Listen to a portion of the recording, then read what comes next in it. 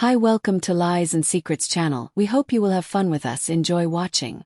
I woke up to find my dog had crossed a line. Before we dive in, don't forget to like this video and subscribe to the channel for more interesting and shocking stories. The night was unusually quiet, the kind of silence that makes you feel like you're the only person awake in the whole world. I lay in bed, the soft hum of the ceiling fan and the rhythmic breathing of my husband Liam. Next to me, our bedroom window was slightly ajar, letting in the cool breeze that whispered secrets of the night.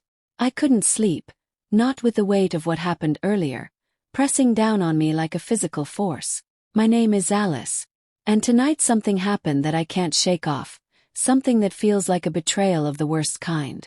I glanced over at Liam, his face peaceful in sleep, unaware of the turmoil brewing inside me. My heart ached with a secret I wasn't ready to share, not with him, not with anyone. Earlier that evening, as I was getting ready for bed, our dog Edward did something unexpected, something that left me questioning everything. Edward, who had always been just a part of our family, a loyal companion, had crossed a line I never thought possible. I remember the shock, the confusion, the rush of emotions as I stood there, unable to move, unable to comprehend. How could something so innocent turn so wrong? Now as I lay in the dark, I wrestled with my thoughts. Should I tell Liam? How could I explain this without sounding insane? The very thought of his reaction, the potential disbelief, or worse, the blame made my stomach churn. Edward was downstairs, now his usual spot. But tonight his presence felt different, almost accusatory.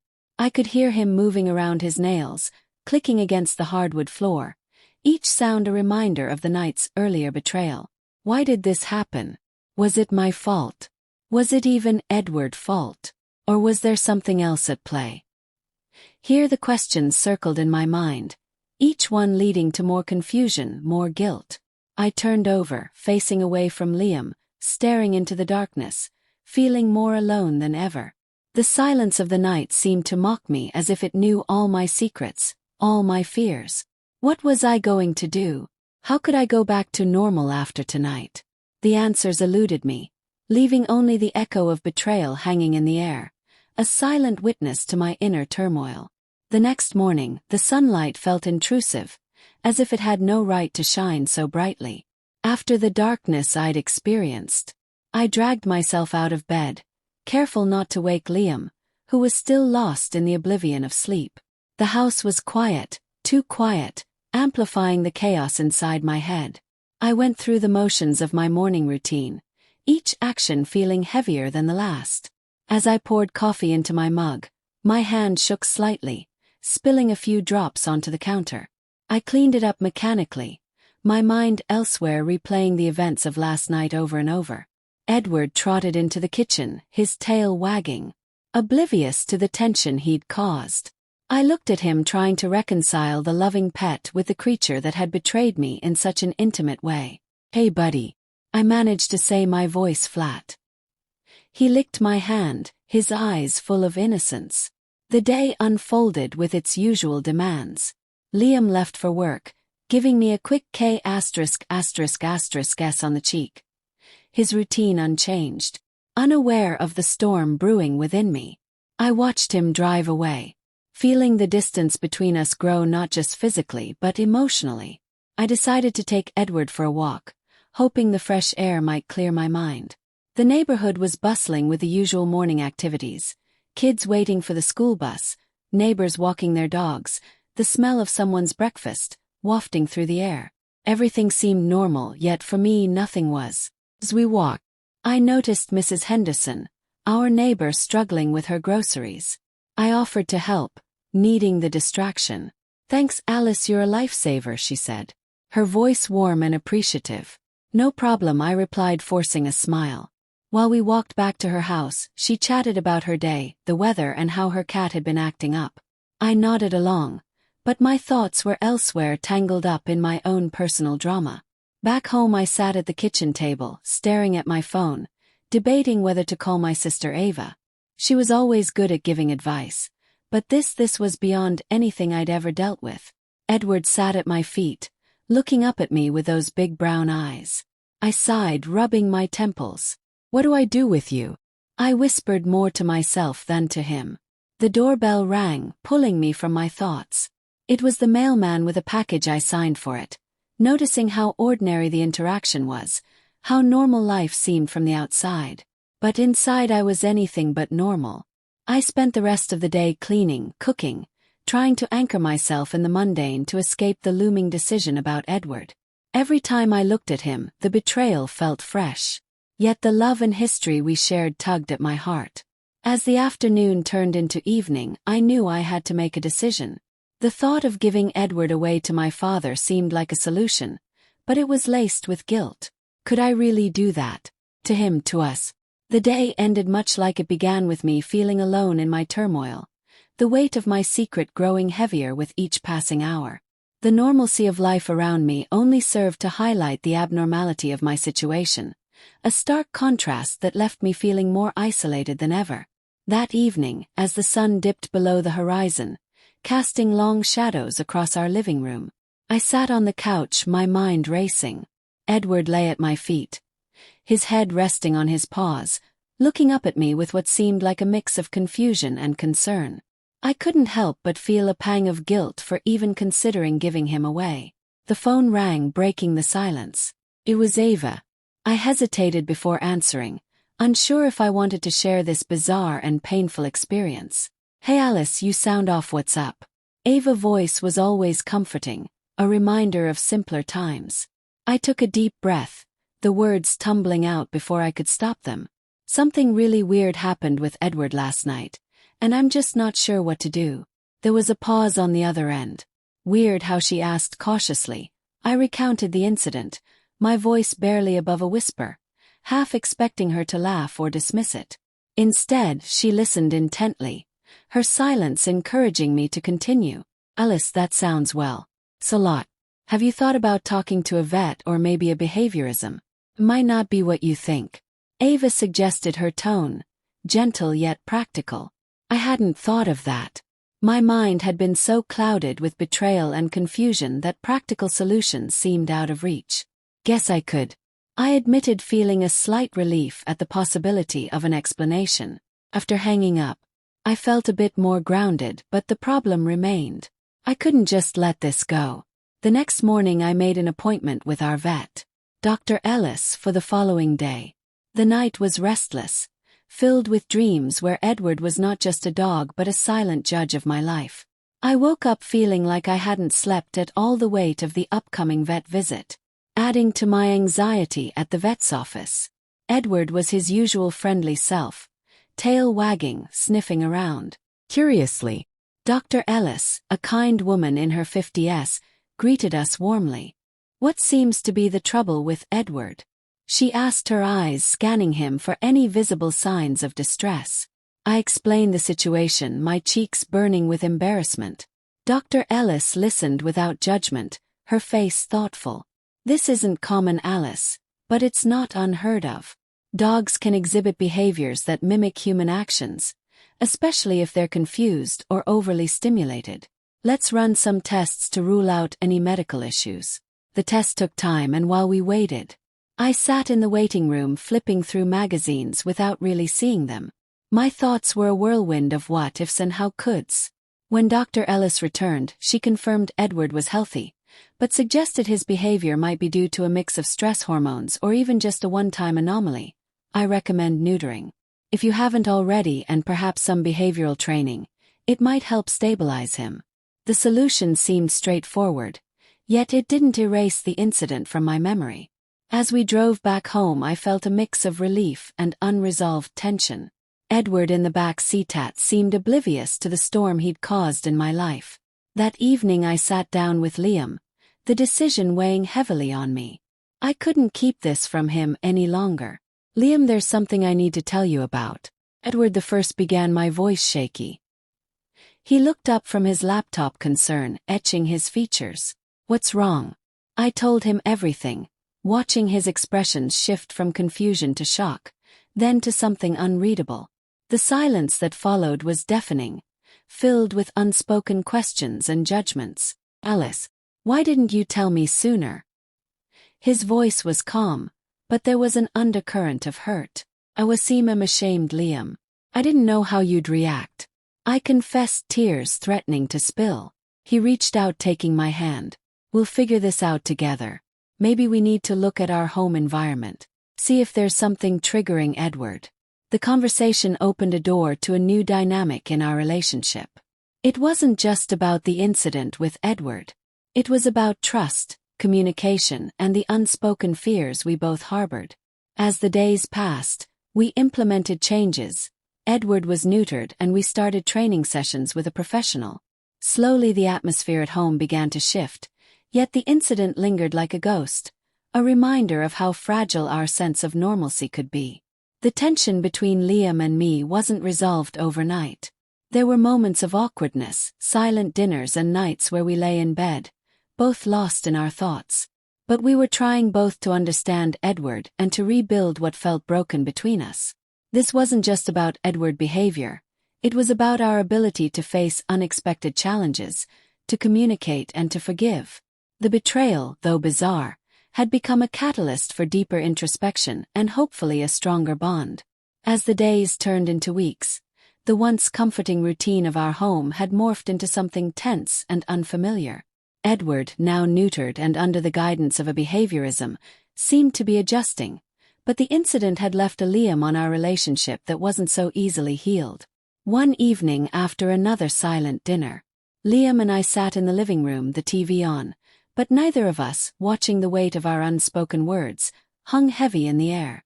Liam finally broke the silence, his voice low. I've been thinking about us, about Edward, about everything. I turned to face him, my heart sinking. I knew this conversation was coming, but I wasn't ready for it. What about us, Liam? He sighed, running a hand through his hair. I feel like we've been living in this shadow of what happened. I'm trying, Alice, but every time I look at Edward or at you I say, see that night. The admission stung, but it was the truth.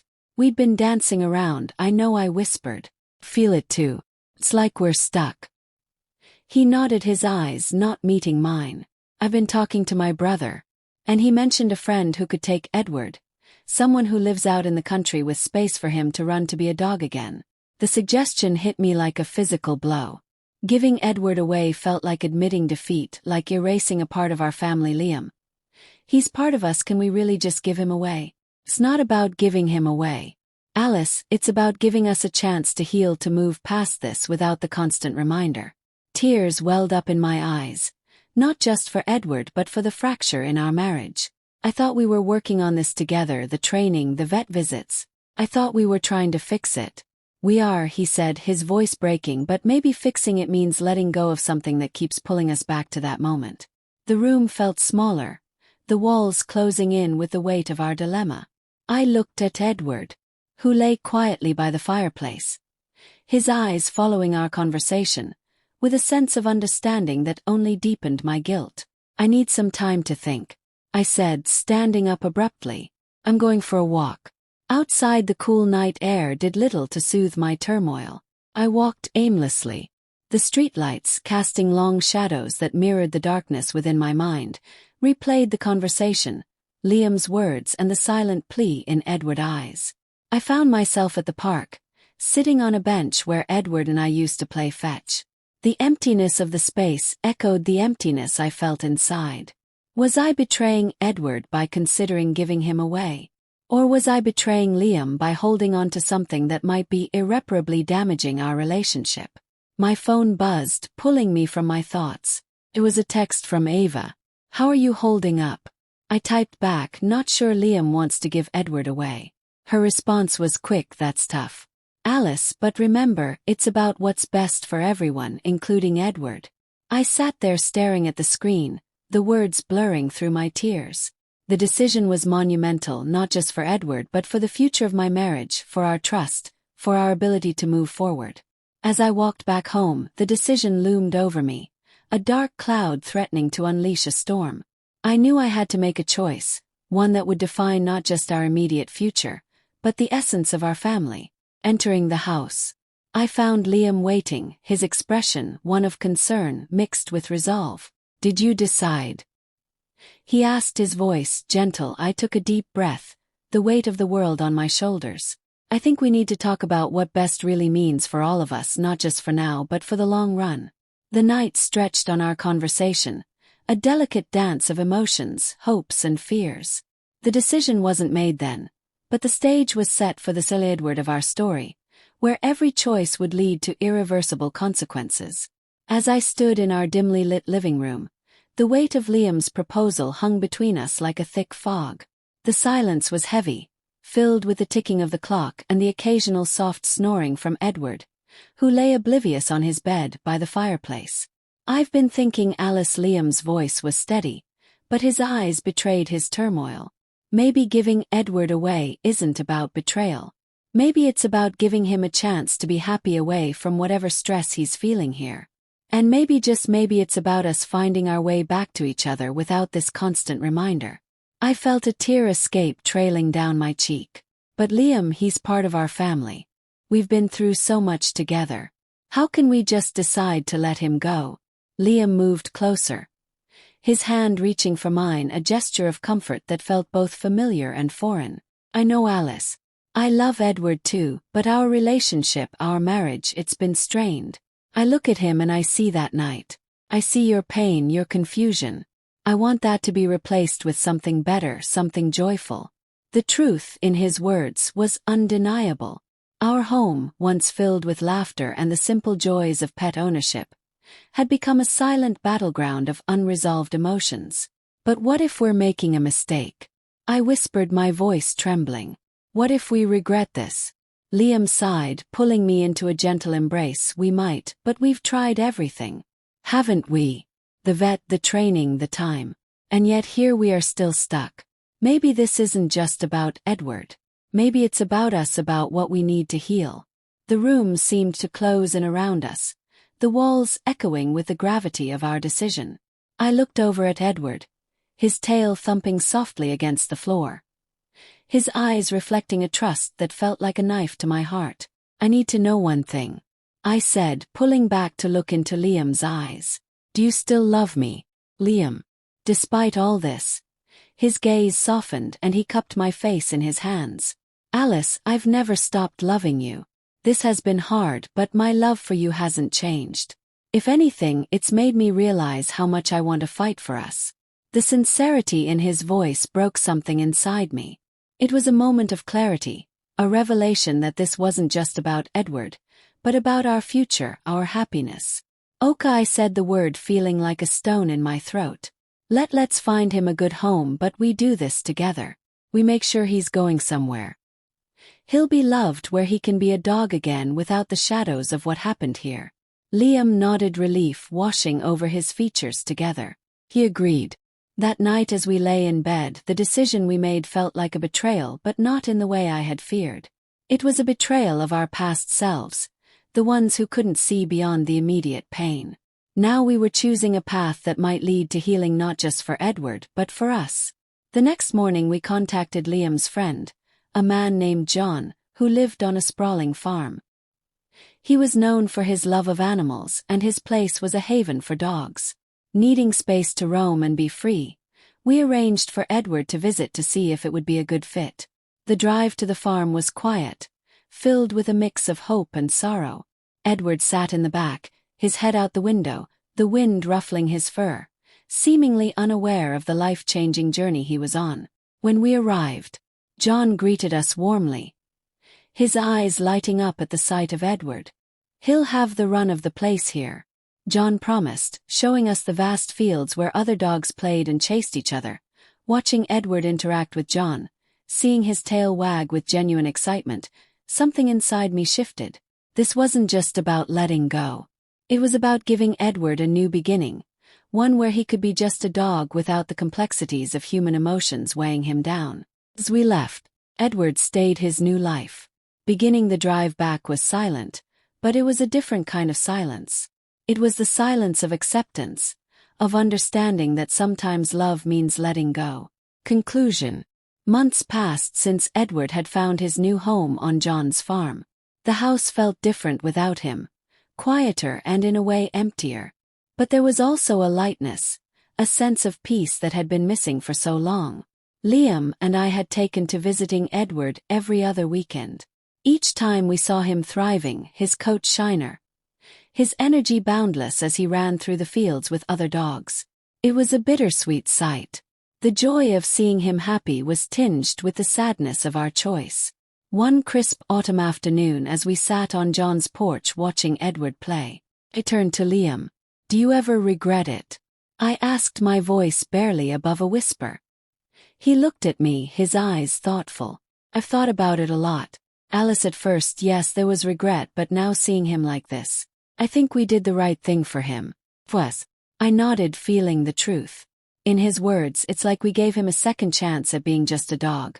And in doing so we gave ourselves a chance to heal. Liam squeezed my hand. "We did, and I've been thinking maybe it's time we start thinking about our next Chapter 3, not just for us but for our family." The word family hung in the air, a reminder of what we had lost and what we could still gain. You mean? I think we can think about the future, dear friends. Thank you very much for watching. Leave comments, put likes, share with friends.